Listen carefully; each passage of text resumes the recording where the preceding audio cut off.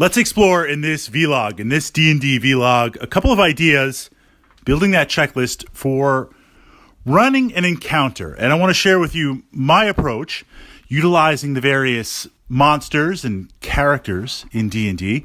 Naturally, there's the mechanical side that's covered in the Dungeon Master's Guide, Monster Manual, and Player Handbook, rolling for initiative, rates of movement, positioning on the table if you're playing with a map and miniatures, abilities of the monster, and generally how other monsters work with it and how it's going to be outlined in the adventure.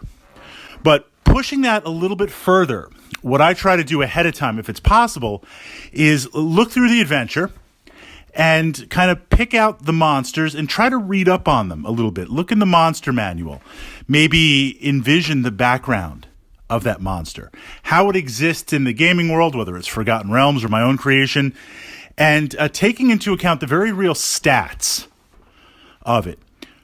In this way, I try to act without the knowledge of the dungeon master that I would have and the adventure, but rather in that moment, the monster is very much an NPC. The monster as a living being, monster in the game. An example being, if I'm playing a monster like a carrion crawler, and I like carrion crawlers at lower level adventures because they're a little bit scary. At the same time, they do damage, but they can also paralyze the players. And that creates a sense of dynamic tension in that you get hit, you're paralyzed, especially if I can land a blow on a fighter or paladin or barbarian, and it ups the ante of the encounter, so to speak. But if I'm a carrion crawler and I'm venturing out at night, or you've come into my den and you're going to attack me, tactically the wizard might be more dangerous.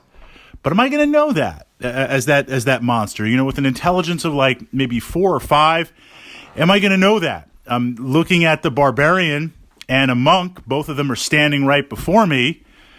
Am I going to know to attack, hey, the monk's the easier target because of lower armor class, less hit points, or maybe in this case I want to attack the fighter because I can paralyze the fighter, and that's a very high-level DM tactical approach.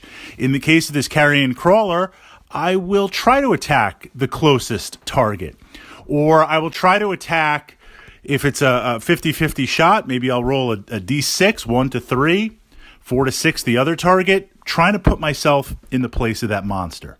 On the opposite side, when we move up to something like a dragon, well now, I mean, my intelligence in real life is probably like 11, maybe 12. And when you have dragons with like an intelligence of 19 or 20, tactically they would be aware of the DM notes. They would be aware of the situation. They might not fight the players directly. They might look to talk or negotiate or twist things. They certainly would know and be able to identify the spellcaster.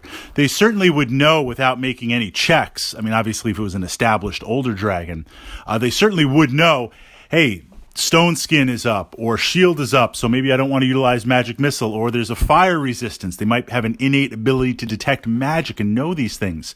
So putting a little bit of the meta in running some of the higher encounters, absolutely.